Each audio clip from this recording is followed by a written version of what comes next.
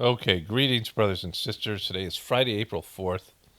So I have these two projects I've been doing. One was a simple project that was pretty easy to do, which was to make a new bin, a new cage or box for the chicks. And it came out well, and I got a whole bunch of video clips to show about that. And then I was also doing something that's above my pay grade, which was to refinish the bathtub, this old bathtub. And it started off with, for years, this is an old farmhouse, and it's changed hands like a number of times. There's our neighbors first owned it, and then they bought land behind us and built this really big house. They're wealthy, and they sold the house to it was a couple, and the woman's sister owned the house for a while, and she did some organic gardening, put in some fruit trees and things, which is great. And then they both upgraded the old farmhouse and made it better. I don't know who did what, but there was, like these old farmhouses, any kind of old house, the stuff starts wearing out. And everything got sort of updated for the most part, except the master bedroom where me and my wife sleep, and especially the bathroom, which has a wood floor with finish is worn off. And, I did all kinds of things to try to get it so like the water just wouldn't be absorbed into the floor. I mean, just all the things that you don't want. I put some polyurethane that I got that was low odor. I'm kind of sensitive to chemicals. I put some polyurethane in it, and eventually I just cemented around the toilet. Like a whole, like half the floor is just me putting cement, like quick crete cement that I got online that was specifically dries fast and that's worked like because it's cement and it's made it a little bit waterproof. Like there's no tile, there's no anything, and the bathtub it was refinished before. It was they have these products where you put this glaze on them, this like porcelain like glaze, and it started to wear off. It was wearing off by the time we started using it, and chunks of paint would just be always coming off until they didn't, and it stopped. But there's a big part in the middle where there was rust, and then around the drain there was rust, and there was like three different surfaces on it. And the other, like a couple weeks ago, I realized, and I searched, make sure that, I wasn't just imagining this, but, these old cast iron tubs, and it's, this metal tub that's had, who knows what the original finish was made out of. I mean, built in the, 1960s or 70s, this house, I'm not sure when.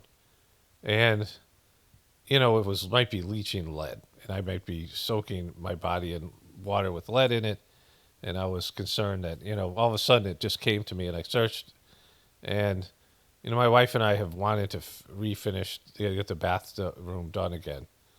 But, this is where I shoot all these videos, make these videos.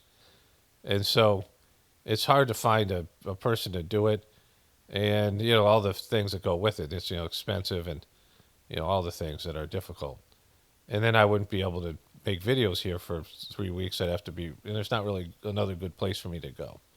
Plus, when we have somebody come into the house to repair something, it's weird to have me just talk. You can hear, like people, you can hear me just talking like this, and probably be pretty weird for the people. It's just uncomfortable, and so there's that. But we have a tub that's ready to go in, and so my wife and I talked about it, and I looked into it, and we feel like we're going to do it this summer, and so we only need to get a few more months out of the tub, and I just really don't want to absorb any more lead if that's what's happening. So I looked into refinishing the tub, and it's kind of around my ability to do. But I had the other thing about this is that when I'm doing this on the gratefulness meditation, I'm doing these 7 individual sittings on 7 days. And I think you guys all kind of have a sense of how the meditation works. There's 2 aspects of it.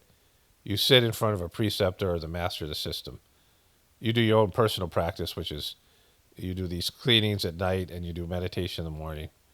9 p.m. prayer, praying for everybody in the world to come to spirituality for 15 minutes at 9 p.m. And that's about it. Like you meditate for an hour in the morning. You do a clean at night, 9 p.m. prayer, which not everybody does.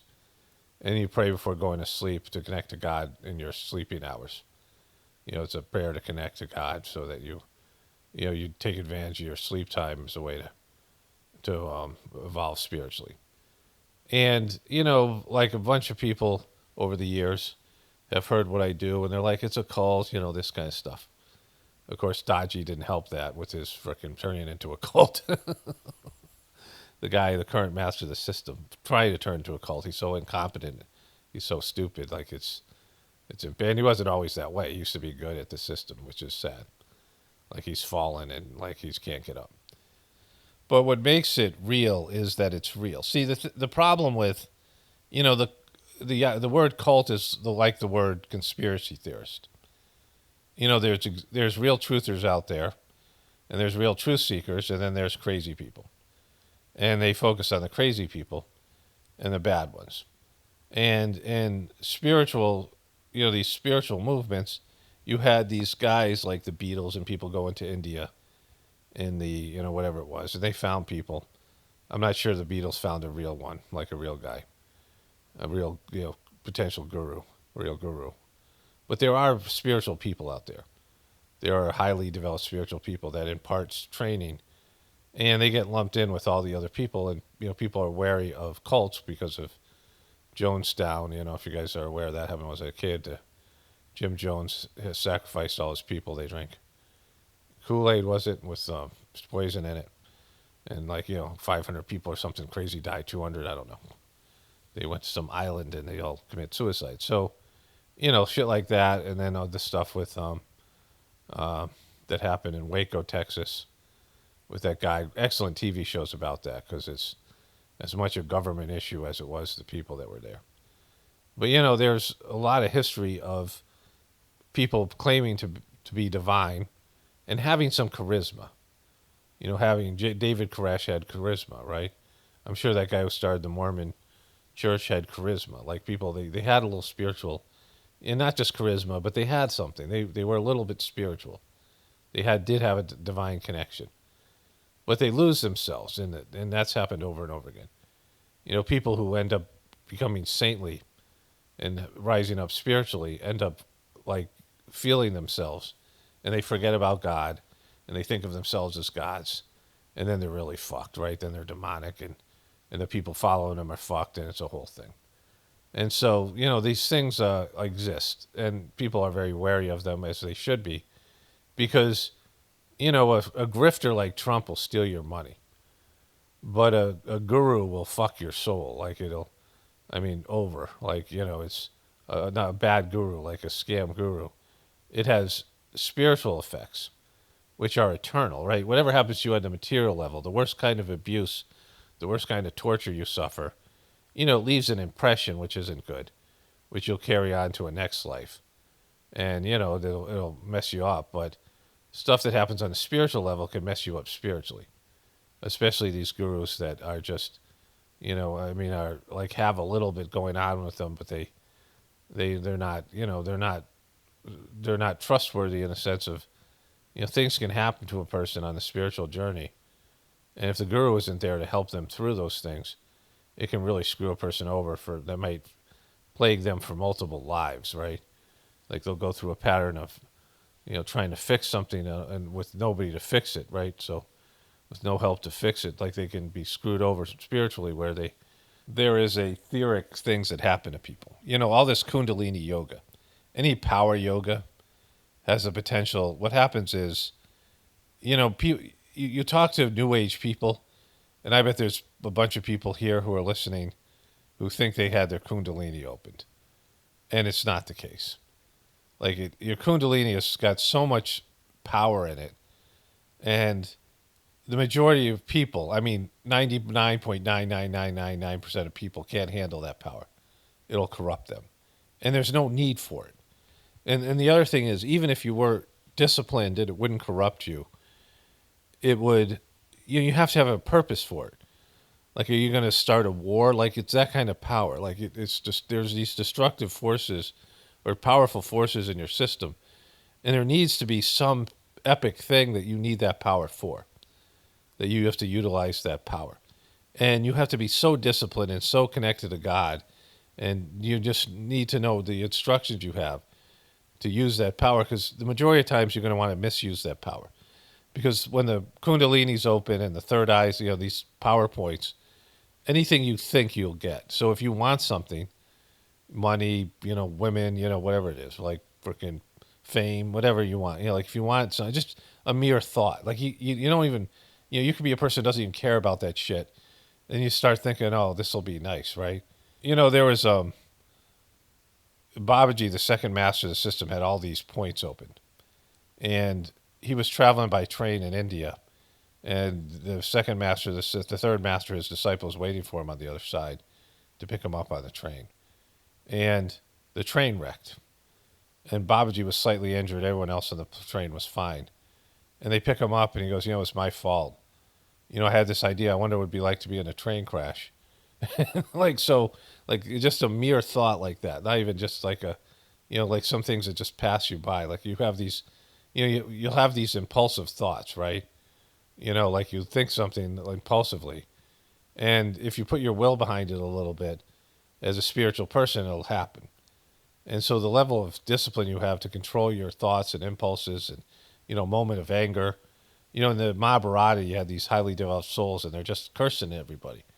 There's a couple of saints in there that are just like completely easily they're pissed off all the time, and they're throwing these curses out, and they're important to the story, but the curses are pretty fucked up. Like the people on the other end of the curse certainly don't deserve it. Maybe in a past life situation, and maybe in terms of their roles they need to play in this divine drama, but the curses seem pretty extreme. Like there's this guy Pandu, who's the kind of, there's these sons that are born to this one kind of bad king, and Pandu's the good son, and he's out hunting, and he shoots a deer, and he doesn't see it, but the deer's having sex with another deer, and there's some kind of, I think it's a guy who's like a shapeshifter involved, who's a saint or some kind of shit like that, and it's against the rules of hunting. They have all this dharma and code to shoot an animal while it's mating or whatever, and the saint is involved. He transforms back into a person and said,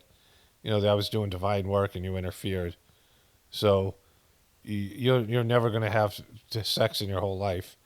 And when you do have sex, as soon as you ejaculate, you're going to die. Right? Like fucking. And so he marries this woman who has the ability to call divinity to her.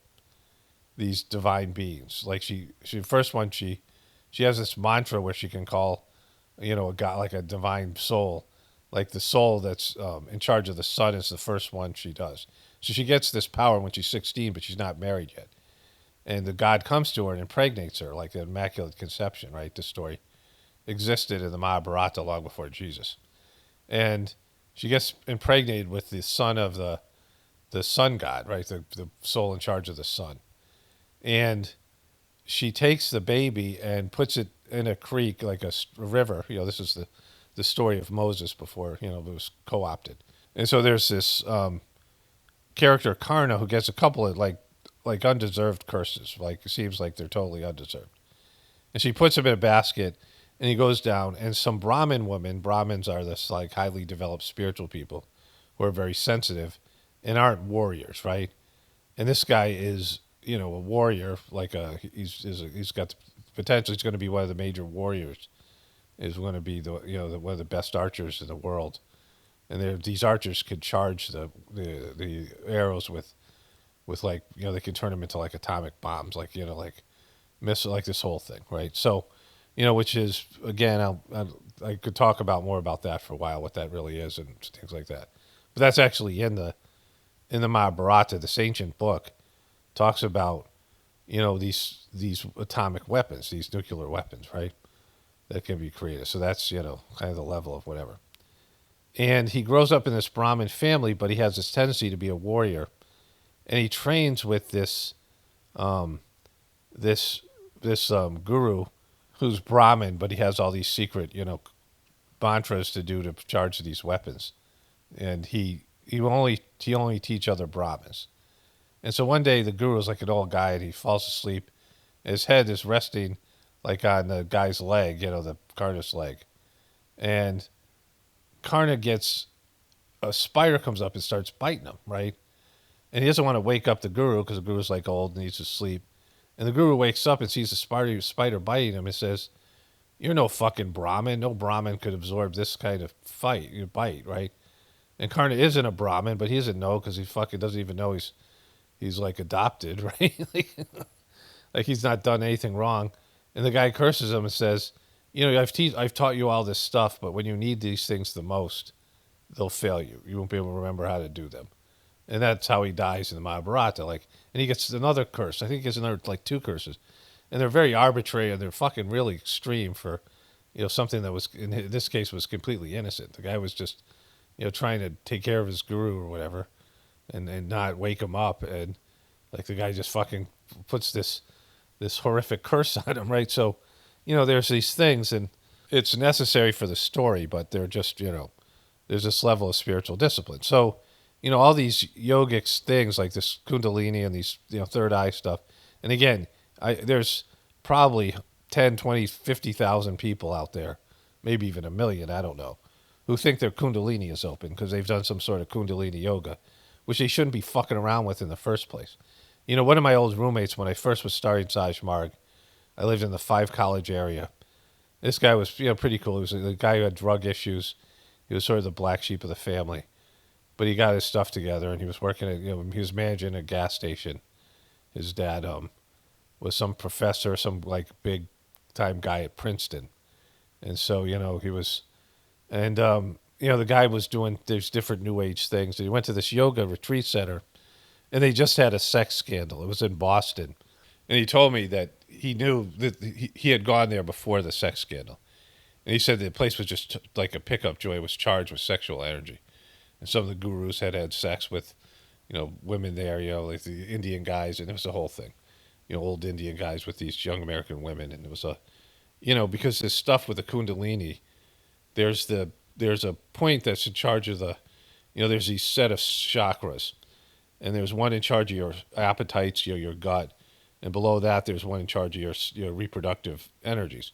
And the Kundalini comes up and hits those points. And if those points aren't clean and you're not a person who's learned to control your appetites and control your discipline, your emotions and your lower tendencies, it'll turn you into like a sexual deviant or something to do with your gut, hedonist. I mean, both these points, it's just if your Kundalini's open and you're not purified, and you're not going to get purified by some American fucking knockoff guru, right?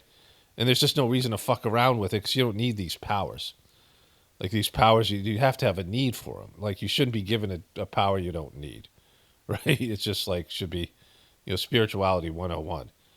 You should only be given what you need because if you don't need it, it'll definitely fuck you over. And then there's all these other types of gurus. And in India, there's these various spiritual, I don't call them rituals, these rites of passage that a guru will promise to do for you, but they really can't because they don't have the ability. Maybe they have a little bit of ability, but they don't have that level of ability. But you go through this negotiation, these people would, and how much you're going to pay for this fake thing this guru's not going to do for you. And if you don't pay up or you stop paying, the guru will curse you. If you leave the guru will curse you. And, you're superstitious. Even if you think the guru's a piece of shit, you're still worried about the curse, right? And, there's thousands of these gurus roaming around India taking advantage of people. Some, famous people have gone to some of them. And again, they can have a little bit of spirituality mixed with a little bit of grifter, like whatever. It's like it's just whatever it is. Some are better than others. But the Sajmark system isn't about any of those things. Doesn't promise you a happy life. Doesn't promise you anything to do with your material life. Doesn't promise you any kind of spiritual gifts or rituals or any of these things, right? Like you'll get those things if you work for them, but the onus is on your ability to commit to the system and do the system. And the system comes with cleaning that is arduous, right? Miseries as divine blessings. So it doesn't promise you the relief of miseries. It says that these miseries are good for you and that you should take them as divine blessings and be grateful for them because they're the things that help you most but you're not sleeping on a bed of nails either. You're not fucking cultivating the pain. Like, it's not stupid shit. You have to go work. You have to have a job. But anyway, so I'm doing this cleaning thing, and one of the ways you can tell something's like actualized, like it's a real thing. Because again, I'm like not a legitimate person in this system. Like in terms of, I was a preceptor, but I wasn't anymore. I was given permission, then the permission was removed, and it was tough at first for me to deal with that. But then I was accepting of it. But then this thing happened with Dodgy, and there's all these people doing heartfulness that realized that it started and they felt it in the beginning that was good, but then it wasn't. And for me, I wasn't feeling the transmission, the clean anymore. The system wasn't working anymore for me. And so, I realized I had to cut myself free from Dodgy and that fucking heartfulness debacle. But then I had all these people who were also doing heartfulness that realized he was a piece of shit, and I had told them about it. And I felt some responsibility to create something. And so I prayed about it, and I had this dream where I was made a preceptor again, and I, started doing this work. But it's completely sketch. It's it's completely, not legitimate. I mean, it's just I had a dream, right? But the sittings have been working, so like that's been the validation. And so these 6 sittings and the 7 sittings in 7 days, I'm on day 6 and giving the sittings. But I've also been meditating and receiving the sittings that have been passing through me, right? So this is in the Sajmark system, there's this cleaning and transmission, and so every spiritual system promises things. Like Christian tradition promises you heaven, and says if you accept Jesus Christ as your Lord and Savior, you're going to go to heaven. Like there's these promises given. Some of the promises, for wealth and prosperity and some of these things that these different religious and spiritual traditions give can be achieved, experienced right then. But most of them are about some afterlife that you're told you just have to have faith in it, right? But the Sajmark system, the benefits are perceivable right off the bat. And some of it sucks. Like it's really difficult because you have to go through the difficult part first, the cleaning part. And any gathering, there's going to be cleaning that happens on a spiritual level, but it's going to manifest in some sort of miserable shit going on in your life and frustration. And, I'm always thinking about when I do some kind of intensive cleaning, there's these various services, these free playlists up on the Gratefullness meditation channel where you can get these deep cleanings that happen. But, whenever I go through a deep cleaning, I have to make sure that the rest of my life isn't, I'm not doing something hard. Because if I'm doing something hard, like refinishing a bathtub, that's kind of above my ability, it's going to suck. And it did, right? I went through this whole fucking nightmare of a day. Right when I was doing this early on sittings, like day 1 or day 2, when I started doing the meditations myself. And I knew that this kind of thing would happen because it always does. There'll be material frustration, which is, again, it doesn't happen in some contrived, purposeful way. It happens organically. Like things will just happen in your life and they seem random. And then you realize, you're going through this thing called the cleaning. And when you talk to older preceptors or the master of the system, you go and say, oh my God, my life's falling apart. I'm having this horrible day. I'm having this horrible thing, or horrible period. And they'll be like, oh, you're just going through cleaning. So I have these 2 projects. I want to show you the thing with the chicks. I'll do that first. And that was easy and it was successful. And, the only problem was it was like I'm doing, oh, my dog's he's having a dream. I don't know if you can hear him. I don't know if you could hear that. Let me see if I play that back. Yeah, I just play it back. You can hear a little bit. He has these intense dreams, or sometimes he's moving around. My dog Lucy used to run. She's a border collie. She'd just lay on her side and run, like in her dreams. Anyways, it shows you that dogs are experiencing something, dream-wise. But anyways, so, I got these 2 projects, and so the chicken thing went well. And then I had the refinishing thing. I had this nightmare with a leaky faucet and some of this stuff. So it's kind of an interesting story. So let me show you those 2 things. But it goes with, like I was saying, this cleaning thing. Like I feel so much better. I'm on day 6. The last sittings as a preceptor will be going on Saturday. Today is Friday, April 4th, if I didn't say that already. and I started this on Sunday. And then I'm on, in terms of the sittings, I've done 4 of them, so I'm halfway through it. And I'll do another one tonight, and then 2 more, as a Abiasi. But they've been great, and it's been raining the whole time, like this torrential downpours, flooding, which is supposed to be divine grace in a gathering Sajmark system. Oftentimes, rain comes with these big, epic spiritual movements. Anyways, let me show you these 2 things here. So this is the old lid to our original check thing. So you got broken there, stepped on or something. Things get brittle after a while, but this is the original design with these little screws here. It held the hardware cloth on. Okay, so we had flash flooding by our barn. We get it in the spring. There's the bin I need to get, which I'm gonna have to wear my boots out here because I need it over here. It's over there. So we have all this water. Here's our garden stuff.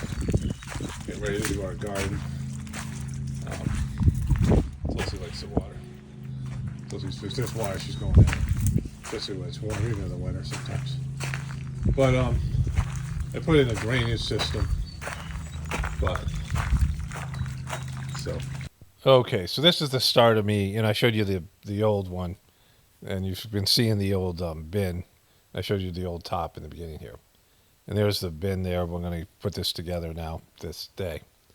What I meant by a drainage system is that many people in America live in marshland. People live close to the coast, close to the a river, close to a body of water, or in areas that are in a valley, and it's part of a floodplain. And it's not underwater all the time, but there are times it is. And in the spring, the area which I live used to be all marsh. I grew up in a place like this in Connecticut. Of course, people live in like Louisiana and some of these coastal towns, even more so, right? And whenever it rains a lot, these lands return to what they were originally. And our pasture is like that, but it's a good thing because, if you want to grow food and stuff, there's so much water that comes in the spring. You just got to worry about root rot for fruit trees and things. And I just planted we had these blueberry bushes sitting in bins, and I finally put blueberries and honeyberries. One of my viewers suggested honeyberries. And we got all these free wood chips. There's people out there like cutting trees down, tree people. And they have to drop the chips somewhere, and there's these lists you can get on to have them drop them at your house. And we have tons of them, but now they're all decomposed, and they're this great, yuga culture, decomposed trees that I used to build mound out around the blueberries because they were in this area that floods, and they need a lot of water in the spring, but they don't need to sit in water, right? And so when we built the barn roof collected so much water, and it's at some point we could use that water in barrels and things. Under different circumstances, you can use the water off the roof to collect that water. But right now, I've dug these trenches, and I put in some of this, that it's like 5-inch corrugated pipe underneath, and I put rock around it so it would absorb the water. It's just that we get so much water, it doesn't really do it. So then the water ends up going to our big pond, and that fills in the spring, and then it slowly loses water throughout the summer. So anyways, I just thought that might be interesting. And also, up to this point, it was a beautiful day, and we have this little thing called Peck and Play, which is like a little tent that unfolds, and the chicks can go in it. And I was going to put the chicks out there and shoot a little video of that. It was in the 70s, and I had to do some errands and do some things for the plumbing, the bathtub stuff. And by the time I got home, it was like miserable again, and it was flash flooding. We had like a tornado. We had tornado warning. People had tornadoes around me. I'm not sure which. People were freaked out in their basement. And so, it was, that was that night of this rain. And then the next day, it started raining again. We got rain last night. This was yesterday, Thursday, April 3rd. Today's the Friday, April 4th. So just some context. Okay, so it went from being a nice day out here to a not-so-good day. Right, buddy? What's up? Tell us lots of water. So this is the chicken, the chick thing. This is what the original person who made our original one used, except they didn't use the washer. They used these self-starting screws, And I don't love the idea because the screws are sticking out on the other side and the chickens can fly up into them, which, you know, probably won't happen, but the chickens are pretty smart, but they do stupid stuff sometimes. So I could put something over it, like some sort of, you know, you have this kind of glue that's more like paste, you know, something that would, you know, even some beeswax, melt some beeswax and put it on there to make it, you know, which I probably might do that. We're not going to use this top all that much because we have another screen in there that we're using right now, and that'll probably work. I use these so the thing about hardware cloth is they have these little freaking, they always end up having those little points on the end, so stabbing yourself is almost mandatory. I didn't bleed, but I definitely got pricked a little bit. But once it's on, hardware cloth is great for lots of reasons, and these things fit on perfectly here. So yeah, and then I'm just gonna put the roost in after this, and then we'll bring this in and switch it out with the chicks. Okay, so I got the roost in, pretty straight, almost straight. This is what I was talking about with the thing sticking through. It's not gonna be a problem because we're gonna use a screen, and this thing's so much higher. They'll eventually be able to fly out, but probably not for a while. All right, let's clean out the rest of the little plastic things in here and then bring it into the chicks. Okay, there's a screen we bought. Partially on. Take that off. All caught up here. Here's the chicks. I'm gonna move them out. Put the new house in, the lights there. Sort of hanging up there now on this cord. These guys are, you know, I mean, getting bigger. The black ones are getting real big. The ones that are, this guy's already getting the feathers, the coloring. Right, bro? This one's getting the tail there, the tail. The tail start to develop. So yeah, they grow up so quickly. All right, let's switch this out. Okay, so I'm pretty happy with the way they turned out. See, they're much higher up, so it's going to be hard for them to fly out. We got more room in here. Roost, chicken food. A little bit shaky there.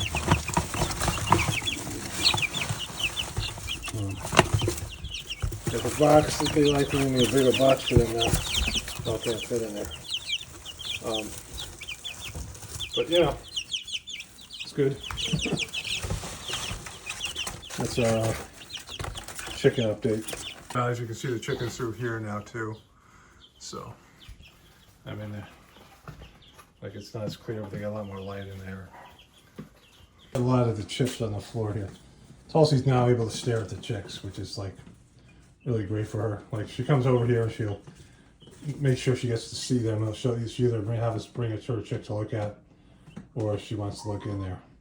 But now she can see them through there, which might not be great for the chicks, might stress them out, but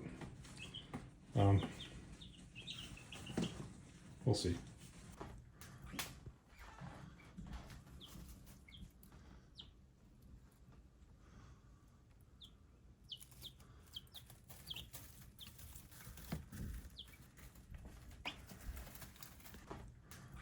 Okay, you see, I saw this last night. They weren't making any noise at all. I went over there, I woke them up a little bit. You see, they're all crashed out. That one guy's on the roost. He's halfway down. They just woke up, but they were just out of it. That's how they go to sleep. And so it's been a real success. I really like having it clear, being able to see them through there, and them getting more light, and it's just bigger and better. So yeah, it's come out great, and I'm happy with it. And so let's move on to the less, well, I guess now it's a successful project, but it wasn't for a while. So let's go to the thing where I tried to refinish the tub. Okay, so I'm gonna redo I gotta get rid of this thing. Redo my tub here. Just realized this. And there's no shutoff valve. I looked extensively in the basement where there's what looks like possibly brown recluse spiders amongst other spiders that had to push through, and there's no shutoff valve. So I have this drip, which I can't have when I'm reglazing this thing. So I have this tube here. This was my ultimate freaking I don't know what you would call this fix. You know, this is kind of already beyond my ability to do here. I did my best to get the rust out. I sandpapered the shit out of this thing. And this tube goes to a bucket. But I don't think the water's even gonna make it past that. I just trying to keep it off the, there's no drip here. Hope there just wasn't a drip, fuck. There's none, okay. So, that's my freaking thing I'm trying to do here. Okay, so this needs a little bit more explanation. So there are projects that are below my skill level, and there's not so many of those, but there are things that I can do easily, and and I know how to do it, like building the chicken bin. It's a simple project, right? And I like projects. It balances out the insanity. I take breaks and in between my voiceovers and doing these clips and things, and this is what I go out and do. I do these projects and connecting with nature and doing these things. I mean, it's in many ways far more satisfying. I mean, I love doing the videos, so I really can't say that, but it's different. It's different kind of work. And I was totally capable of re-engineering the bin. Well, it was my idea to put the roofs in. I think my wife's idea to put the roofs. So I got some dowels, and she already had this bin, which much less light. The chicken wire in that first chicken bin was just enough so you could put the heat lamp on top of it. But now we have the whole top almost open. But we have this screen that I use now, and I'll probably just use the screen. As long as the screen doesn't melt. The screen's made of, plastic, so that's the one issue with it. You got to keep it away from the heat light. But anyways, I was able to successfully do the bin, but there were some issues. Like I ordered the hardware cloth, and I thought I did the complete order, and it was supposed to come here on Monday, and I was going to do the chicken, the chicken thing on Monday. And then I looked at it. It wasn't here until Tuesday. Tuesday was still not here. I looked at it. I didn't complete the order, or some Amazon glitched out or some shit. I don't know what happened. And so occasionally that happens where I put an order through, but Amazon doesn't register it, and I don't check for a confirmation email or something. And so I had to reorder that, so I had to wait a couple more days. There's some like little things like that. There's always something like that. It's this thing that happens, and it was a major thing with the tub. So here, when I'm showing you this hose, I took a hose off of our shop vac. We have like a Ryobi portable shop vac. And what happened was I had already mixed, you put in a like an activator into the paint that you're putting on the tub. And you stir it for 10 minutes and you let it sit for a couple minutes. I watched multiple videos about this. I had to scrape down the tub the best I could, without, I don't know what kind of paint is in there. I don't want to, I was wearing a mask, but I didn't want any lead particles, inhaling. I know what's in there, right? And I did my best to sand it with wet sandpaper and clean it out, but it, isn't as good as it could be. And there's already another finish on there that's, most of it's like, that fell off, that was going to fall off has already fallen off. But I did my best to sand it. Like if it was a professional, they would have done a much better job, or somebody knows what they're doing. And they would have more time to do it. Like I just don't have it, I'm not capable of spending hours sanding the tub, right, when we're just doing this as a quick fix for, we have a tub sitting in the barn, right, like just, to get us through. And so I had everything ready, and I was doing the taping, and I couldn't find anyone showing me how to do the taping, and that's the kind of thing I need help with because it's detailed-oriented, and it needs to be done right. Now, I didn't have to tape up most of the bathroom because it's all going to be redone. The tiles on the tub are old, and the floor and all these things are just, everything's, it's all going to be ripped out and, whatever. They're going to refinished or something. Or, or something's going to be added to it, like tiles over it. Whatever, we can get done with some, contractor or whatever. And so, I was just getting everything done, and now I'm on the clock because I have to pour the paint. And I realized that there's a drip. And, I later figure out that the drip was coming from the shower. Like, I don't think we have an actual drip. And I'll get into that because I ended up fixing the drip after a disaster happened. But what happened was I was sped up. they talk about this as a young quarterback getting sped up in the NFL, or where you get sped up. And when you get sped up, you make bad decisions. Like you get impulsive, you're not thinking, like you're not making careful choices.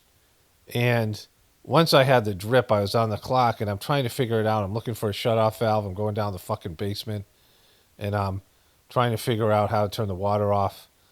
Um, and like I turned the water off to different parts of the house. We have well water, but not to the fucking sink. I got the hot water off, but not the cold water. And I and this freaking spiders, and some of them might be brown recluse because I don't know, if, like there's just a lot of spiders and shit down there. I'm not like scared of spiders, but you don't want to get bit by a brown recluse or something. And there's spider webs. It's fucking gross. It's a basement. It's just like it's not a nice place. I used to love my basement when I was a kid at home. When I was younger, but I used to skateboard down there, but not like as I gotten older, the mold and shit or whatever. And I'm looking around and I can't find a shutoff valve for the cold water, and it's under like there's these it's kind of there's the basement and then there's like a crawl space which I could never fit through, and I don't see a valve in there. I'm right where underneath the bathroom, and I can shut off the hot water but not the cold, like I said. So it's a fucking nightmare. And so I come up with this bush fix of putting this hose and then into the bucket because I gotta lay down the glaze, and that all took about an hour.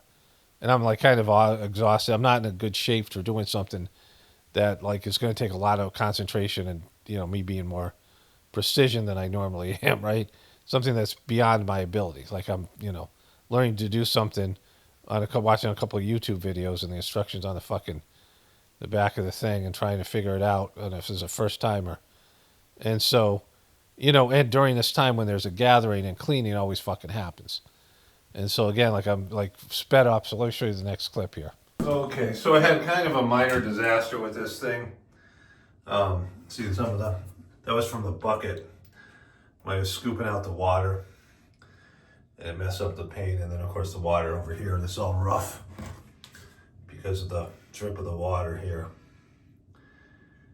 There we go, boom. So I got the thing all figured out. I'm gonna do a second try at this tomorrow. The stuff's coming in today. I gotta do it first thing in the morning, and they'll be pretty much dry by tomorrow night.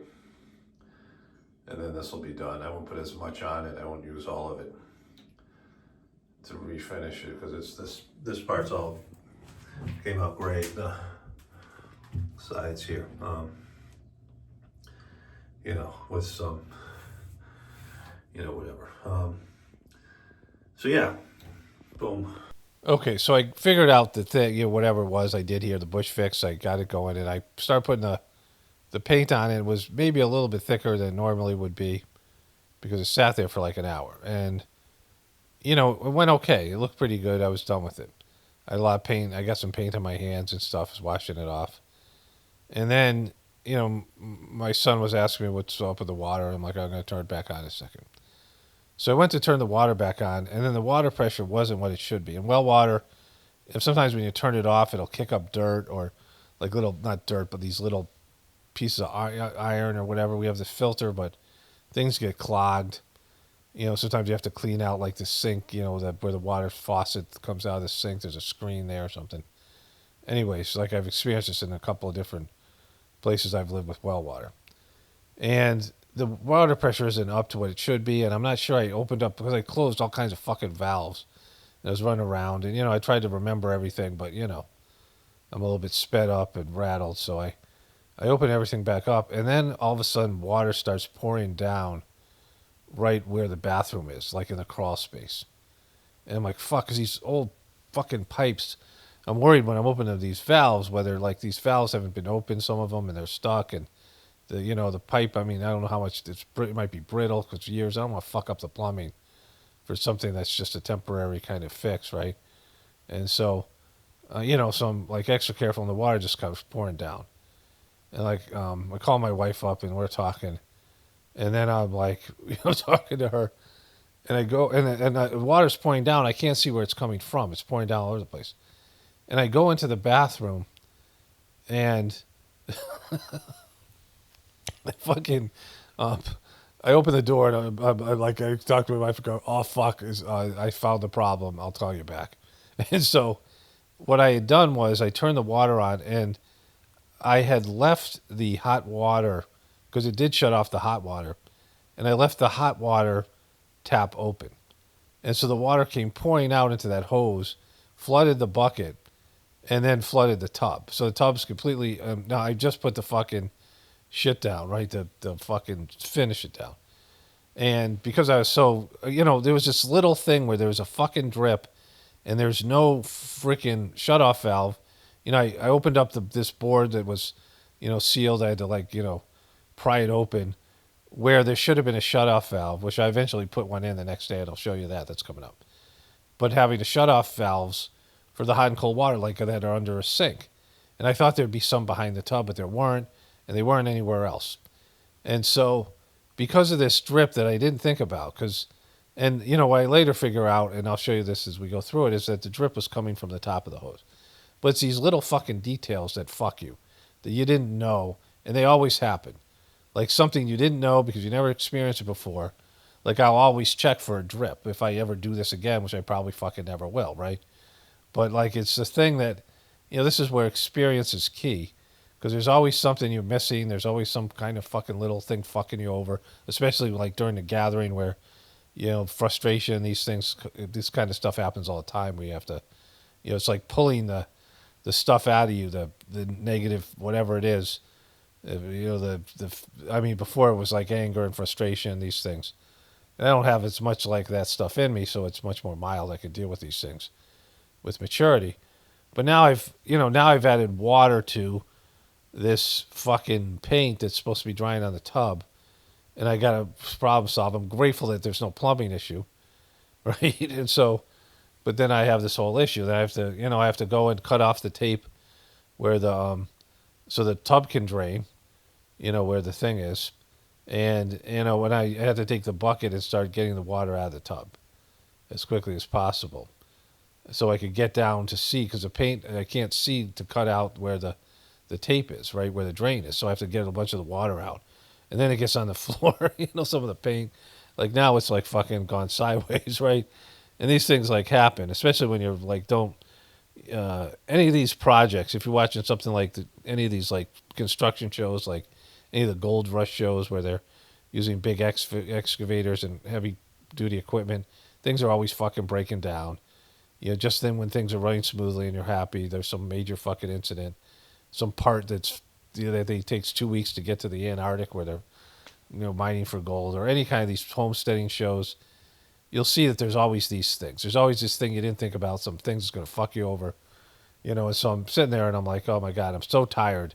I'm kind of sore, and I had to run to the barn trying to figure out. I had different types of hoses to connect to deal with the drip, and then ultimately, I didn't have time to put in a shutoff valve, which, I located a place where I could do it, which I ended up doing yesterday, like the day after all this stuff happened. But then I'm left with a tub that's got multiple issues, and I have a lot of these issues where, well, I called the company up that sold, I got the stuff on Amazon, but I found it because it was non-toxic, and it doesn't have that bad of a smell. And so I call them up, and I'm talking to this woman who's, a salesperson expert, and I tell her what happened, and she goes to talk to other people. She goes, "We've never heard of this before," and I'm like, "Well, yeah," because then I had to explain the story. Like I didn't just fill the fucking tub like an asshole, right? But like, I knew not to add water. But then I had to like get them to send me another, batch of stuff, and they told me what to do to dry it and make sure I could get the next coat on, because now I have to redo it, which is a sucky thing because now it's all whatever. So here are the clips of everything that's happening since then. But there's one moment where like I'm going through all the different valves downstairs trying to get the water pressure back up, and it ended up being some of the stuff was stirred up by the rain, which sometimes happens when a lot of water pours into the well, a lot of groundwater. It gets sometimes the water will get dirty, like it'll have some dirt in it or something in it, right? And some of these little granules, these little iron things, which it ended up having those too. But I'm turning these valves, and I'm looking at this, this valve. It's about head level, and I open it up, and the water, like some kind of fucking cartoon, blasts me in the fucking face. Right? It comes out. I become really high pressure. Like knocks my glasses off. Like, oh, fucking. And so, this is the kind of thing that I've said over and over again, that when you have these homestead projects, you got to anticipate like days like this. You just got to push through, and or the cleaning process. But anyways, let's get back to the video clips. Okay, so I solved the problem in here. This is where I thought there was going to be a shut-off valve.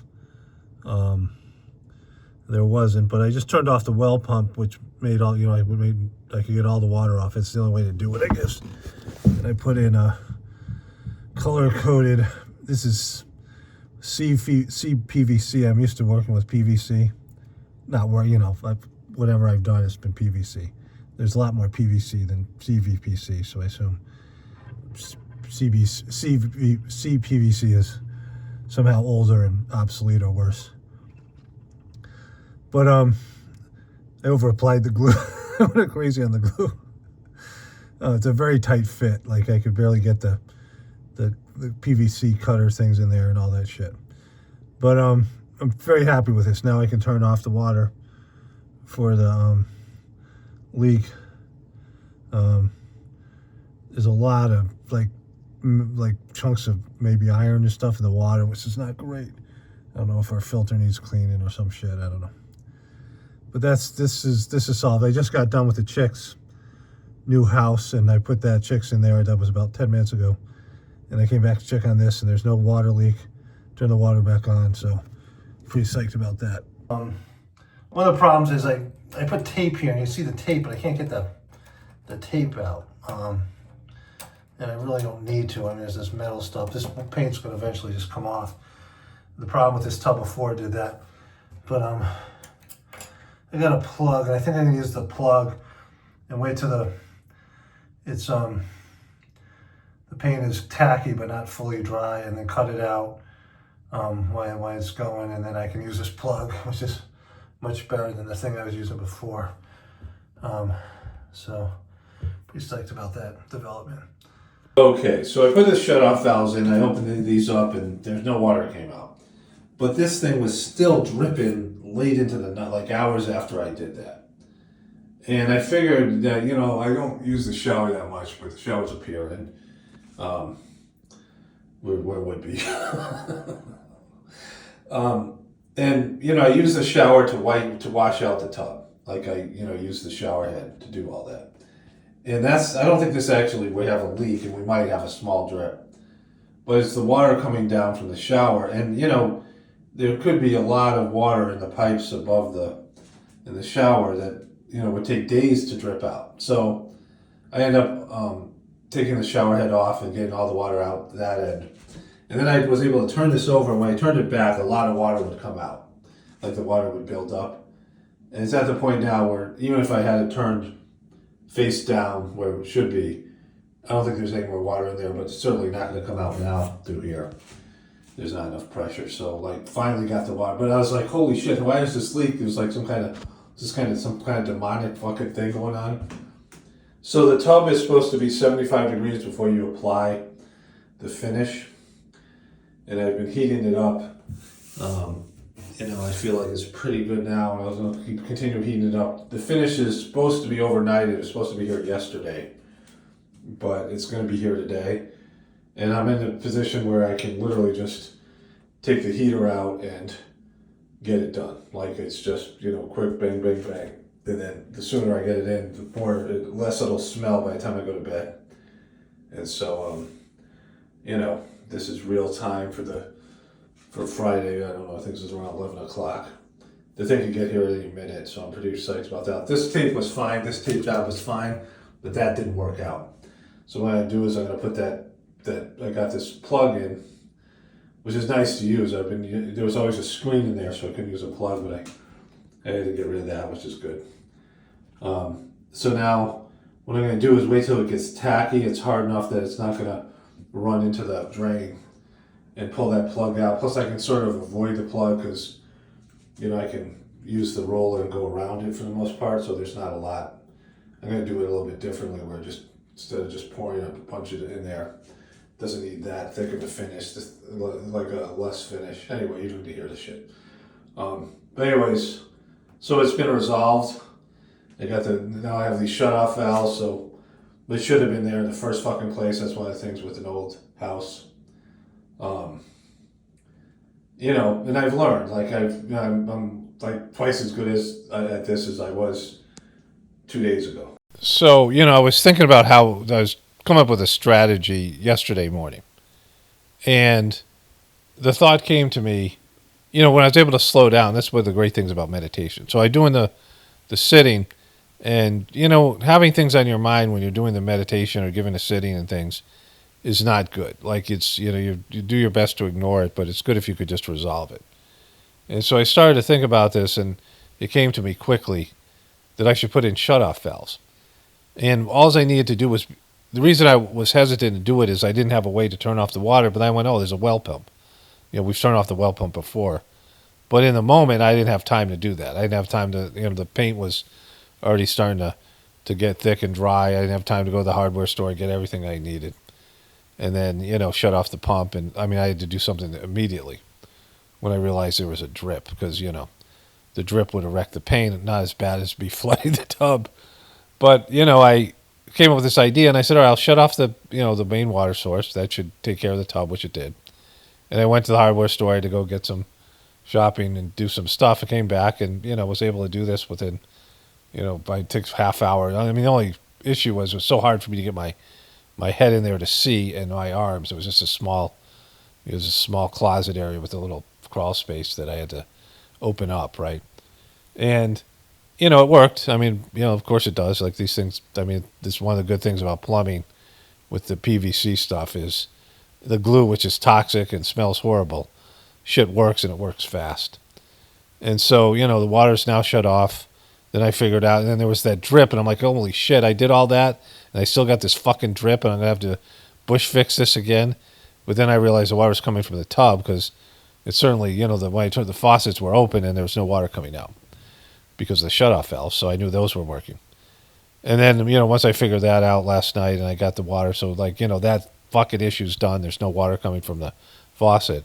So the tub can remain dry. It's heating up now. And so all I have to do is mix the stuff when it gets here, like I said. And so, it was, but holy shit, and I'll show you the finished product. I haven't done it yet, but I'm going to probably, what I'm going to do is just go and do some voiceovers now I wanted to get some comments. I got a bunch of shit to cover, but I'm not going to do that till my next video. Kamala Harris gave you, I told you so. They still have to get to the Trump tariffs things and a bunch of stuff. There's a lot of stuff I got to get to, but I'll do that tomorrow when I'm fresher. Then I have more focus on that. Like I can see where, having a project that overwhelms me, that's that's all consuming, made it hard for me to do a video that day.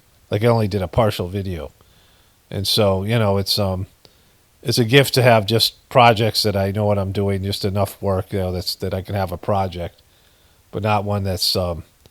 I was wiped out after that thing, trying to fix that, all the mental energy. I don't do well with, when you're working with plumbing and paint, there's a precision and a attention to detail I just don't possess. And if to do that stuff, and I'm never going to be good as somebody who's OCD or somebody who's, meticulous. I'm just not going to be, I'm not going to reach that level. But just to do a good job or a not so bad job, it takes so much concentration and energy on my part because it's just not how I'm built, especially when I don't know what the fuck I'm doing. And so, but now, I know how to do this. Like I could do this again a lot better way. I am doing it again. So, but there's that. All right, I probably have one more clip or two more clips to show you what happens with this. But let's go. I'm going to go do the voiceovers, and I'll finish that part at least, and then I'll just add those two clips, and this video will be done. Brand name of the stuff I'm using here. Hey guys, I'm mixing this up. This old slat thing I had. I gotta put my gloves back on, but I mixed it up. It says to do it for 10 minutes, but I did it for like 5. Then I gotta do it another 5 minutes and 5 minutes. So got here and got a get this thing going here. Okay, so the stuff got here. I got everything ready. Wearing a long sleeve shirt. I've been wearing rubber gloves. I'm going to try to get none of it on me. So, I want to talk about the cleanup. So I got it on a couple of pair of shorts and 2 shirts I had to throw out. They were old things, but and then I got on various. There was just a cleanup. They had all these tools out. I mean, still have tape on the hose that goes into the shop vac, right? And so, there was all these like tools and ideas and things and stuff I open and windows I have to open, get ventilation. I got a fan in here. It's cold out, but I got to get the air flowing. There's all these things that, after the job's done, you have to put everything away and clean up. It's a whole thing, right? And I remember this time when I was 7. My sister came and, my older sister was sort of a hippie, came and brought a candle kit. Like she did some crafts with me. She was probably 14 years older than I was, 15 years older. My brother was 17 years older. And I think they were 2 years apart. And she brought this candle, and we melted some wax and poured it into this mold. I'm pretty sure it was an owl. It's kind of interesting because they've come back up. And I loved that project. I thought that was great. And back when we were kids, my parents forgot to pick me up twice from soccer. I had to walk home 2.5 hours in cleats in the cold in November in fucking Connecticut. They forgot to pick me up from Boy Scouts. I had to walk home at 10 o'clock at night through not like great part of it was at least scary to me, right? They were always forgetting me, and we didn't talk at all. So my parents were kind of like NPCs to me, like before, I knew what an NPC was. And I would just do things and not even consider them, right? So I wanted to make a candle. So I took an old, they had these like tin foil, like a pot pie, a hungry man, hungry Jack, hungry man, something, whatever it was, these pot pies. And my mom washed it and saved it for God knows what reason. It was just this, tin thing, right? And I took a bunch of crayons, took off the wrapper, threw them all in this thing, and to my gas stove, I decided to melt the wax. I think I had done it once before, and I would fill the wax in a pill bottle. And I did things, and my parents never knew I did things. Right? You ever seen that Seinfeld episode where Kramer has Jerry's keys and he's having parties? They show, they have a camera showing all the things he's doing, and then the place is put. Jerry had no idea what was going on in this place. Like Kramer was in control of it, right? And so like that was how my childhood was. And predictably the tin foil thing melts and it burns through a hole through it, and and then the wax is going everywhere, and I throw gas on it and it fucking explodes. And the wax just flies all over the fucking kitchen. We had wallpaper on the kitchen.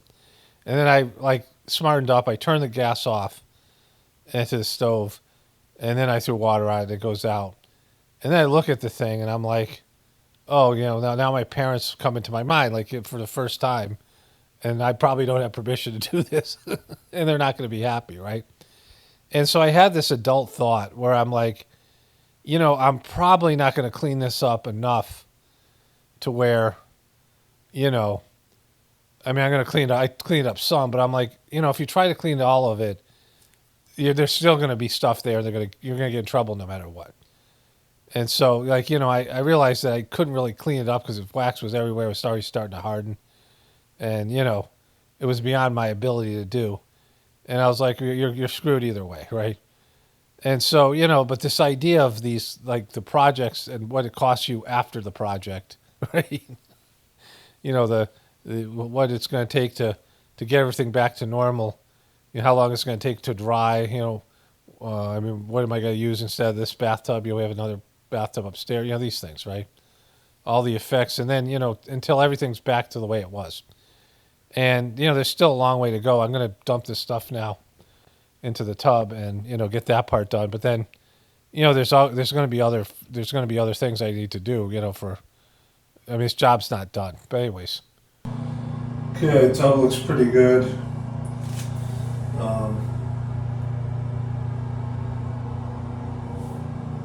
It's been about an hour or so, maybe 2 hours since I put down the coat. I'm going to come in a little bit and take out the stopper, this get some paper towels and dab around the stopper. As it settles in, I don't want it don't all flow down there, whatever's left of the wet paint. So let it get a little bit more tacky and dry. And I'll come deal with that. But it's went much better today than yesterday or 2 days ago. But it had to happen today too, so that everything just fell into place. Just one more thing to say here. I'll do one more video when it gets before bed or whatever it is, and it was good. I could take the rest of the day off. When you do something where there's some kind of time limit, like I live with some level of, okay, I got to get a video done today, and if I have a headache or I'm busy or I have other things going on. Some days I have a margin where I could say, fuck it. I make video content every day and just take a day off. But some videos are, kind of time sensitive. And like, I don't think it's some crisis, if I don't make one, but doing the 7-day sittings in 7 days, well, I got to do those 7 days, that kind of thing. But there are jobs and things that you have a limited time to do, a window of opportunity. And mine was closing today, and so I'm waiting for them to deliver the stuff, the paint, whatever you call it, the refinishing, whatever. And I need them to get here within a reasonable time so that the tub can be dry enough so the room doesn't stink, and I don't have to. I mean, they say it's non-toxic, but I don't. They all can say that. Like, it's definitely it's a low odor paint. And I don't feel like I got a headache or something from it. But, I want to get going and have return to normalcy here. And, my wife's coming back. So I had today to finish this whole thing. And there's deadlines and things. And, they take a lot out of you, those things. Because there's stress surrounded, though. You got to get up and make sure that, moving's a good example of this. Like, you're renting a truck, and especially if you have limited money, which I often had when I was moving my family, and I had to pack a 26-foot truck full of 8 people's belongings and drive it across the country. There were a time where my ex had got a permission to leave the state in the middle of a divorce thing. It was like really contentious, and that was the whole thing, right? With 2 kids and a third on the way, and driving from New Mexico to Idaho with a van and a 26-foot rental truck with all our belongings packed in there, and having to do all the work myself, pack everything up. There was no support system or whatever. And you just can't have a bad day. You can't feel like you're low energy, these things. And so, I've had those kind of things where the stress is good because it pulls stuff out of you and you rise to a higher level, but it also wipes you out. You don't want to be where the cortisol levels are high and you're living under a stressful situation. Like, you have to be hyper alert when you're in war. That's why there's a lot of PTSD, because of you can't ever just relax. And there's times where you're drinking alcohol, using drugs, but that's adding to your stress on your body, and you don't have a moment to yourself. And that's where meditation comes in, no matter what you're doing. And you can just forget about everything. Like, if you have a really good meditation, and oftentimes things just don't seem all that important, because who gives a shit. And like this paint job, like, I didn't have to do it. I mean, I had this idea that came to me, this sort of intuitive idea about the tub not being healthy, and this seemed to be like the best solution. And that remains to be seen. But there was an accomplishment with it. But it's like, again, something that I wasn't. Like, I had maybe almost the skill level to do it. I have certain levels in plumbing, like I could, like I showed you, I could work with PVC or CVC, with the glue and it's not hard to do, right? Shut off valves and whatever it might be. But oftentimes I find I need things to go not necessarily perfectly, but I can't have a major issue, something that sets it back or whatever. And those things always occur. But when you're living in a pioneering type situation or native, tribal type situation, and you're part of the food chain to some extent. There's bears and whatever it might be, tigers and lions in certain places of the world, and other tribes and other people war. You have war type situations, and you don't have a grocery store. You don't have. I think they call it forgiveness or something like this. Where you have some stores of food and stuff. Oftentimes, everything is it's life or death, right? You got to go out and kill something to eat, or you're gonna, there's starvation's a possibility. There's people who live like that all the time, all across the globe. Billions of people who are on, life or death type of situation. They're working for almost nothing. That little, couple dollars a day is the difference between starving or not. And I've seen some of these poor people, and they're going to live to 50 or 60 or whatever, 40 years old. Like that's their life expectancy, and they do toxic shit, and they're in horrible environments, and they're malnourished and poor brain development, and they have this. There's a lot of stress going on in the world, and a lot of where people can't even think about self-contemplation, meditation, or thinking about how to improve their situation, or even have the energy and time to put into some improvement. People living in huts. We drove through India. I got really sick, and when I was traveling with the Master Chargy and a bunch of people, and I was just going through cleaning. It was right before I was made a preceptor. I was just miserable and irritable, and probably not that fun to be around. And I was just struggling, and I got really sick, and ended up getting really sick after this event occurred, and someone was supposed to buy me a ticket, and I was almost stranded, like in Varanasi. It appeared that way because it didn't seem like anybody was helping me out, and there's all these people traveling with Chargy, and people are like loving me, and there's this whole thing. This girl was supposed to get me a ticket, and she just decided not to, just to fuck me over or whatever. I'm not sure exactly why it happened, but it seemed to be like purposeful. So there were 3 buses going to the train station, and they said, get on, and just.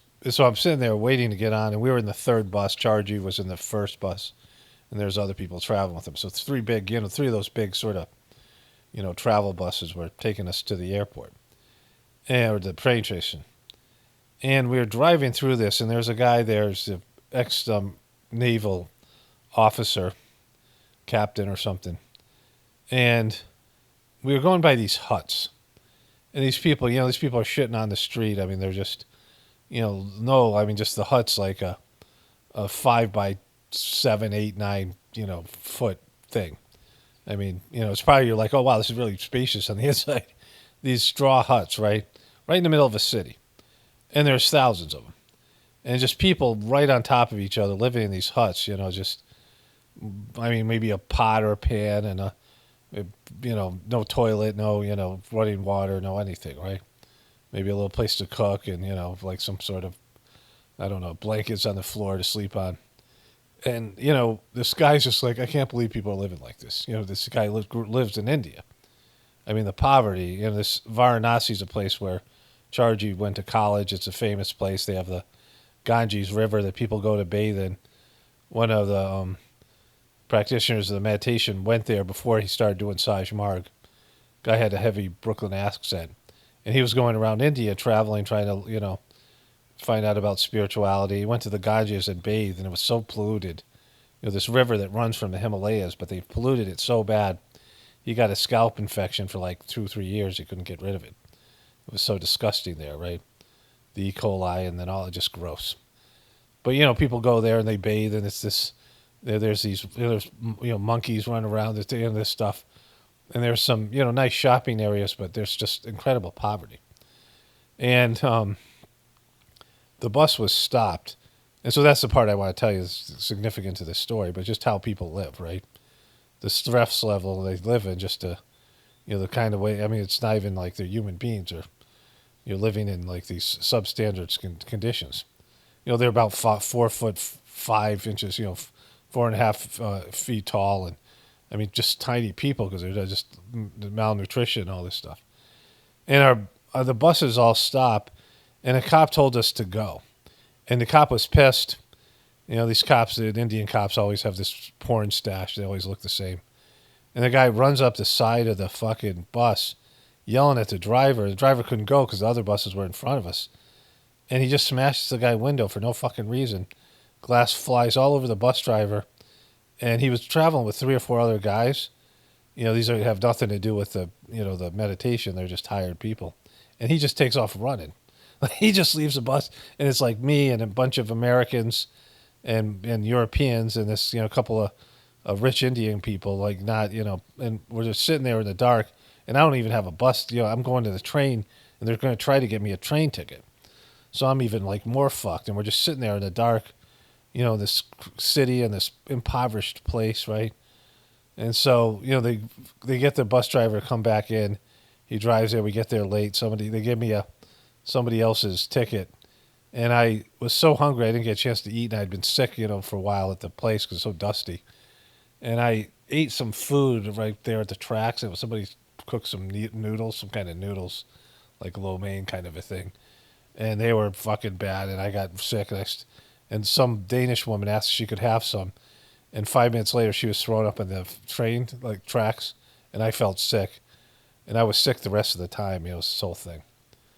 But anyways, so, I'm just saying, like, there's, something to think about here. All right, one more video clip, and then I have a voiceover to do, and then I'll wrap this one up.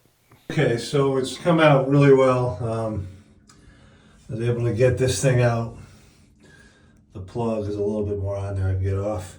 There's a piece there that, I'll get that off where it sticks. It's still a little bit pliable and moldable. So I molded it around the drain there, and it'll harden now. I'll be able to get the plug in there and everything. So it's pretty cool.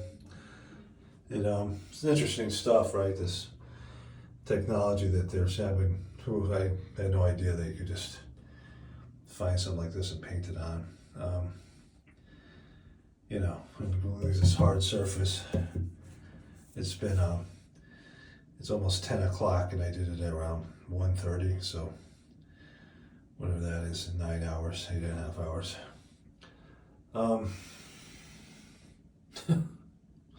Or 10 hours, I don't know. I'm a little bit tired. So this thing, it'll be, we'll see what it looks like in the morning, I guess, and that'll be it, and I'll put the video up. Okay, so I got this is all hardened up now.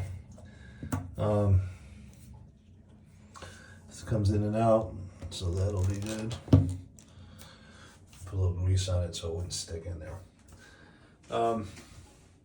So it's done. So pretty psyched about it, getting this thing done. It was still gotta freaking unwrap that stuff, but I'll deal with that tomorrow. Anyways.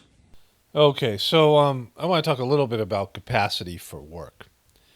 So, there's a level of energy you have and a level and the amount of time you have and what you can accomplish on a given day. And so for me, I have these things I have to do every day. These chores and tasks. One of the great things that Master Chargy, the third master of the Sajmark system, said, he rose to a high level. He was a salesman. He rose to a high level in his company. He was one of the executives. CEO or CCO or something like this in India. And he said he always did, either in terms of his job or his spiritual work, he learned to do the hardest thing first when he had all the energy in the morning. When you're fresh and you have, you have the energy that you have for your day, that, it's the most in the morning, right? You might get a pickup here or there, you might be a little bit groggy and you get an energy boost, you drink some coffee, whatever it is. That's not real energy. That's, stimulant. But the energy you have to complete your tasks from the moment you wake up, it's at its highest level, and then it gets depleted until you need to sleep again, right? It's a weird design that we sleep like animals sleep.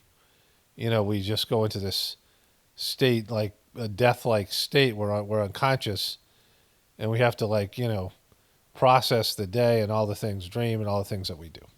Before I started doing the Sajmark meditation, I could do like one hard task a day. When I was in college, let's see, I gotta wait for a second here. I just went for a walk with my dogs, and they got wet, of course, because it's not as, the water's drained a little bit, even though it rained yesterday, but Tulsi always gets wet. And so it smells like wet dog in my room now. She got it in the comforter. And our washing machine is on the fritz, too, which is a whole nightmare. It's one of those things. Probably it's like Mercury in retrograde, I would assume. But anyways, so I was in college. I could do like one hard thing, and it would just drain me. Like one, whatever it was. Um, I remember my brother pointed out something. Somebody was like aware of it. I couldn't sustain relationships. I couldn't hold jobs. Couldn't make it through college. Like I just had this inability to function. And once I started doing Sajmark, and I went back got my degree, and then later on my master's degree, and started doing career type jobs. I got better at those things as I got older. And then doing the farm the first time, we were often toiling. Like it was like we were destined to failure. In the beginning, there's a lot of success, a lot of growth, learning to milk cows and do these things. But then it was just overwhelming. See this show Homestead Rescue, which I don't really love the show, but I see the necessity for it. And they have these homesteads where these guys, these experienced family, a dad and his two kids, go out and rescue the homestead and help the people get them set up and build things for them, and help them with some of the problems that are unsolvable. But you're like toiling, and you're just you're going to fail, and you're going to fail, and the money's not there, and you can't fix it, and there's just you're overwhelmed. You don't know what the fuck you're doing.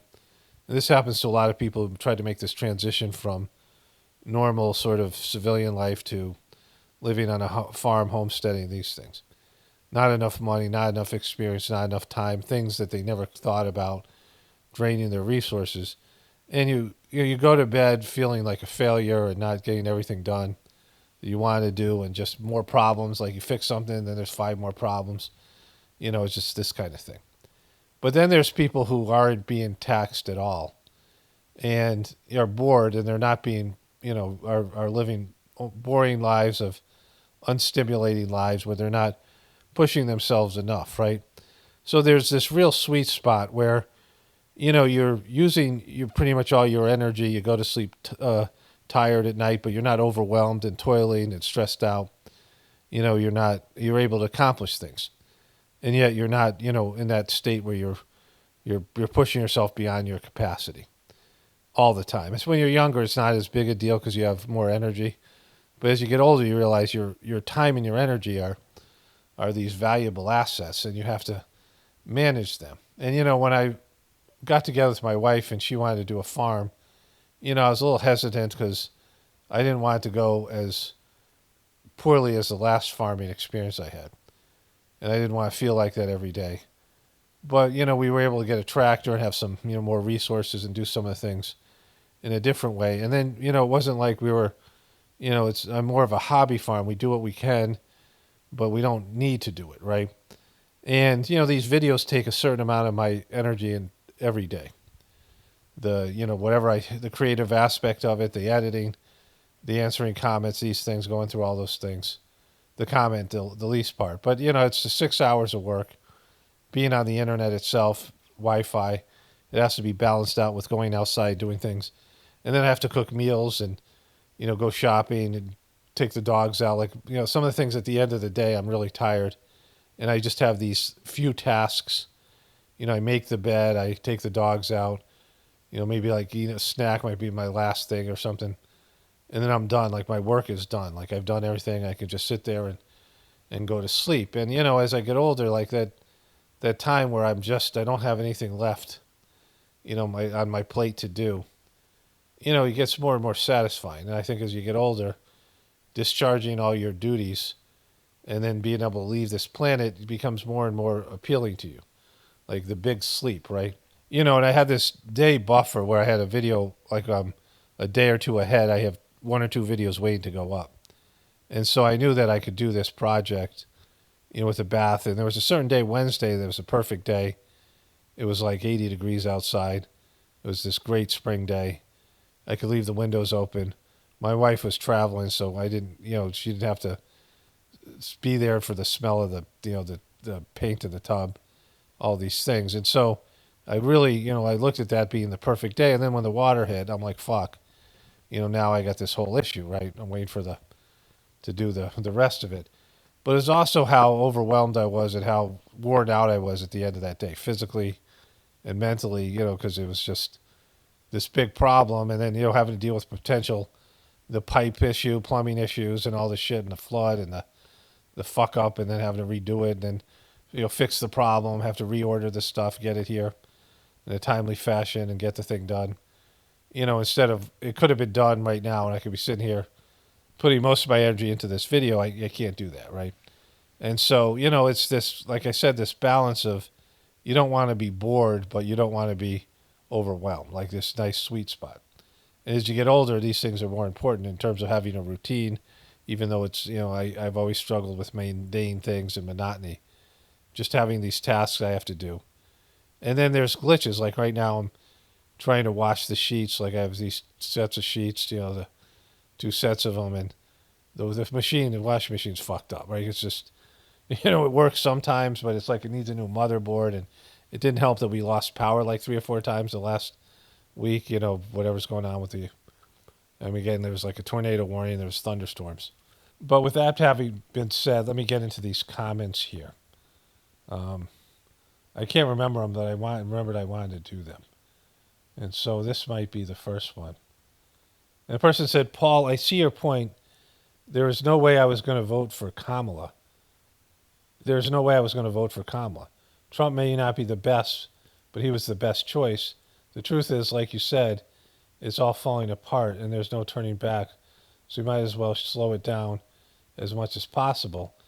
Okay, so that was a video entitled The Truth Always Eventually Comes Out, but nobody gives a shit about it anymore. Once it comes out, it's too late, right? Like people have moved on. And, it was 60 years for I think it was 60 years for the CIA to admit to Operation Ajax in Iran. And no one would have given a shit about that because the people who suffered were the Iranian people. What happened with the Iranian crisis and the hostage crisis was 100% American CIA inflicted. But, all these things come out and people have already lost interest in them. And so this person's saying, let me go back to the comment here, see if I still have it up. The person's saying, I see your points, Paul. There's no way I was going to vote for Kamala. Trump may not be the best, but he was the best choice. Well, not really, because there was another choice, which is not to vote at all, which is, to me, by far the best choice. Because, for one, Trump isn't slowing things down. Trump is making it much worse. Like, you think what Biden was doing was, expediting the collapse of America. Trump has magnified that. But neither one of them is responsible, and they're not really choices at all, right? I mean, you're saying the difference between, jumping off one side of a cliff that's a mile above the ground and another side of a cliff that's half a mile above the ground, right? Like I'll jump off the one that's, it's longer to the bottom because I'll live a little bit longer. Like there's no, or a choice between, a rattlesnake bite or, a much more venomous snake. Well, I'll take the rattlesnake, I might survive that, whatever it is, right? It's, like not being bit at all, like, not jumping off the cliff at all. Like you have multiple choices and, but the three big ones here, vote for Trump, or four big ones, vote for Trump, vote for Kamala, write in or vote for some other candidate, third-party candidate, or don't vote at all. And the don't vote at all is the best one because there's no difference. Your vote means nothing. They've already picked the winner, and it's you thinking you have to vote. Like you've had that drummed into your head, and it's just silly. Like you have other choices. You always have other choices, but they only give you two, and then you think you have to pick one of the two. But there's no way to say Trump is any better than Kamala would have been. It's certainly the way that Trump is doing this. He's expediting the collapse of America. He's a complete disaster. He's everything the Democrats said he was. He's going full Trump, and going full Trump, he's sucking. There's a few little things he did, that were good things, but they're not going to have an effect. And so anything that he does, like even if RFK Jr. does everything he promised, and they do things with the food, and actually, again, they're fighting these monster mega corporations, but that's not going to change shit. Like there's nothing that's going to happen. That's, the voting isn't going to stop anything. You can put that energy into any number of other things, right? And so to think that you have to vote, that's the problem. You don't have to. And, it's to me the worst option because you're participating more in the whatever it is. So, to that same video, followed you for years, you're lost in your own delusions. Well, this is a Trump supporter, right? And you're calling me delusional. Should be pretty obvious to everybody about Trump, and it's kind of embarrassing if it isn't. Be honest, why would God want to save America? Trump's El Salvador Mega MAGA prison. That's the name of the video that these comments are from. Paul, will you use your platform to bring to the public consciousness the fact that Trump's Uncle John was the first to get his hands on Nikola Tesla's zero-point energy device? We need people to question him about that. Free energy would go a long way to stopping wars and needless deaths. Just mention it when you're talking about this lying piece of shit. Well, you don't know that happened. I mean, you think that, again, this is like when everybody blames Soros, like there's these theories out there that float around the internet. There's Tesla's energy device. In the Sajmarg Whispers of the Brighter World, there's one message that talks about, I think it's a primary message that talks about in 25 years, which is like this year or next year, from that day was going to be the first big event that's going to set about a bunch of big events that's going to reshape the planet. And it said that within 50 years, there'll be a new energy source that's cheap and non-polluting. Let me just go see if I can find that one. Okay, so I just ate some dandelions and I was starting to read this. I started to choke. I have to redo this. So there's this couple predictions about nuclear war and nuclear power. In this one, Friday, December 29th, 2008 a.m. Nuclear power will ruin the world. This badly controlled power is demonic. One day man will be overwhelmed by its power. Upheavals that will change the world will have their origin in it. It has much wider implications than you could imagine, and which contribute to destabilizing the balance of this planet. In this matter also, man plays with fire without actually being aware of the detrimental consequences for humanity. A natural energy will replace all that is currently used and which is harmful to man. Human knowledge does not allow for its use for the time being. These secrets will be revealed to men of goodwill who will look into an inspired scientific research. That energy will be non-polluting and not very expensive. Those with money power will not be content with it. Only the absolute necessity for survival of the world will prevail. This time is not going to happen tomorrow. The earth will go through many great changes before getting to that. These prophecies do not concern you. You are undergoing the damaging effects of this insidious pollution. He's talking to the medium, this French woman, which will lead the world to collapsing. But you can neither stop time nor modify the system in place. Protect yourself as well as possible from these harmful effects and pray for your brothers of the future, Babaji. And so this idea that the people with money power won't allow this to happen until it gets desperate, which is, the current circumstances. And so there's not going to be any free fucking energy. Like people, you have these pie in the sky. What has to happen is, the sucky system, all of it, every aspect has to be erased, and people have to, embrace something better and different because there's no other choice, right? Because like their life is hell and misery of their own creation, our collective creation, and there has to be a moment of beseeching God and these other things that are talked about here. And so you might not believe in these prophecies, but I believe in them. All of these Whispers of the Brighter World messages. I've had profound experiences with the books and the messages. But, it's silly to think that there's some way to, stop this stuff from happening because, it's hitting on every level, and the idiocracy and the people themselves are a big part of the problem. To the same video, your Democrat is showing, you get these morons. This is what I'm talking about in terms of these binary fucks, right? People who are, they're neither, they're incapable of seeing that there's a third choice or there's something beyond that, right? Even with our criminal, evil government, is still the best country. Why would God save any country? Well, my point was the person completely missed the point of the video, right? And it's still the best country based in what? Based in military superiority or based in economy. It's not because of the people.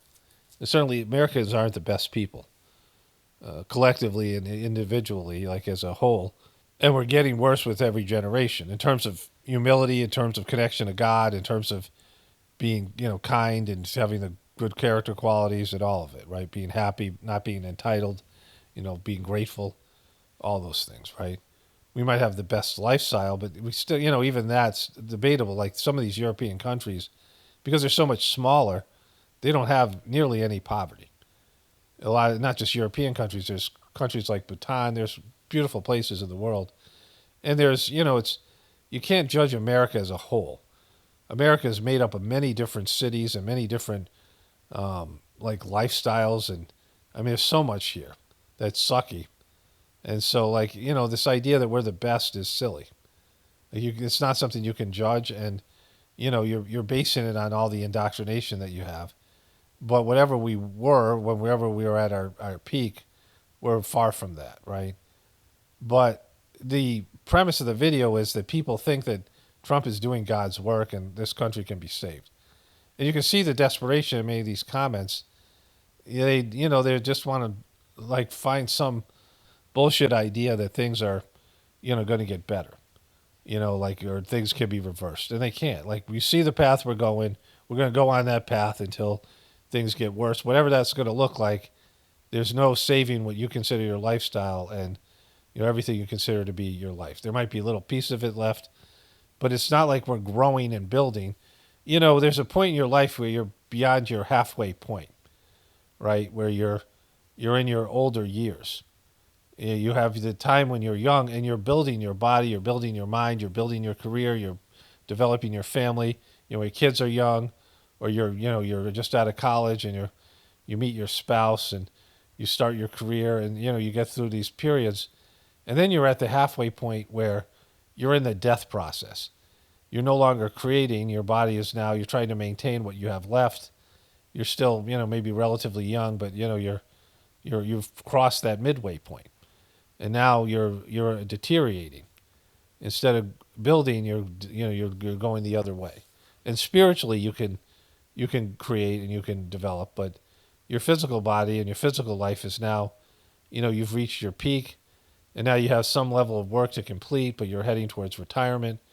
Your kids are grown, these things, right?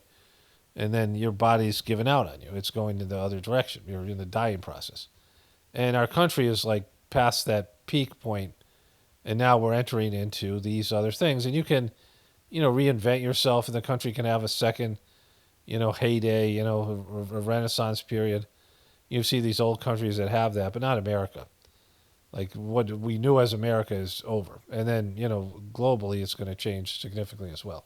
Because we've reached that point where there's worldwide changes coming, extinction level event stuff. And, when those things kick in, those things kick in. But, while I'm showing this stuff with the chicks, I'm going to show you more farm stuff as we move forward. Because it's something that people have to consider. It's your day-to-day work and going forward in some direction, right? Developing. It's like when older people go back to college and they take, courses and things because they want to learn more. They have the time now. They're retired and they have plenty of time. They want to learn more things. And they're, of course, the world just passed them by, and the world that they remember is gone. And they have to take courses to use like technology and things like this to understand various things. I watched this TV show, The Adolescent. Let me just finish what I'm saying here. So, there's this element of just going in the right direction. Even if you die tomorrow, like if you die tomorrow, what are you going to do today, right? You might as well make this day count, like it's your last day or whatever. Or you're going to lose a loved one or something, might as well make every day count and do something, meaningful. Have meaning to your life, some purposeful things. And the number one thing is having a spiritual practice and a spiritual goal and connecting to divinity within you. I say this over and over again. It falls on deaf ears, and that's fine. Deaf ears. Not death ears. Or both. So anyways, I watched this TV show, The Adolescent. Someone from I think a few people recommended this. At least I remember one comment saying this, maybe more. And it's really intense and well done. It's a masterpiece of a show. And I'm not going to say very much about it because that's part of the experience. I mean, it's almost exhausting, especially the first episode. So it starts off they're breaking into a kind of suburban family's home in England and arresting a 13-year-old boy for murder. And it happens like early in the morning, and it's intense, and then they go through the process of revealing what the case is against him and all these things. And that's all I'm going to say about the show. There's 4 different distinct episodes from different points of view and different. It's really well done. I had to turn on the um, closed caption stuff, to whatever it is, the subtitles, because like I couldn't understand at times the heavy accents, and so there's that. But the way they did it, the acting, the storylines, the everything, it's masterful. But the reason I'm mentioning it here, there's some periods where they're kind of showing you a window into the world of these kids that are growing up, and how it's so hard for us to understand what these kids, their lingo and their whole social structure. It's completely different from anything that we have. And it's disturbing as fuck, right? I mean, it's just really bad. And the video game culture and the social media stuff and all of it. And that's kind of the most valuable thing about the show. And it's a global phenomenon because the internet is and social media has got a hold on kids everywhere in the fucking world, where they allow it to have that. And in most countries do, and even when the country doesn't, kids figure out a way to get it. That's just how it is. And these kids are being programmed and being affected in ways that we can really never imagine and experience. And this is part of everything I'm talking about here. So, connecting to nature, connecting to your food, doing things that are a part of your having these projects, and even if you're not going to be a great farmer or whatever it is, and I'm not suggesting this, people have to do what they can do, but like I was just going outside and eating dandelion leaves and dandelion flowers, like I do this for my liver every year. And there's these things, and just being outside nature and developing whatever it is, the capacity to be better at things, right? This tub thing is, I mean, again, like I'm never going to do it again, and there's things that are maybe there's a price to be paid if there's some level of toxicity that I'm going to experience from the paint or whatever that is maybe unnecessary, but I enjoy doing these things. Like in terms of, I don't think enjoy is the right word, but it's less great to have goals and projects and things that you're working on. All the way up to when you die, like when you're, and that these things are passed over for future generations to work and move on with. I mean, my family's goal was to have an intergenerational family farm, which fell apart, which sucks, and that's whatever it is. But, that would be a great thing. But, just going in the right direction, because you might die tomorrow, but like you can make your life meaning, right? Remember they had this whole Black Lives Matter and All Lives Matter? Well, you got to make your life matter, right? You have to do something regardless of your race or color or these things. And not to the society and not to, I mean, certainly to society to some extent, but that's just that's a side result. It has to matter because, your soul is like some kind of growth and development where your soul gets something out of this life and this opportunity to move forward spiritually and these other things, and develop good habits and good tendencies and good qualities and things that you can take with you and develop into some future existence here or somewhere else, right? Like you're moving forward and not backwards or sideways. And the majority of people are going backwards or sideways at best. Anyways, let me wrap this video up here. Only spirituality will save this world. It's Paul Romano, definitely born for the apocalypse and the ascension. Everyone have a blessed day and be grateful.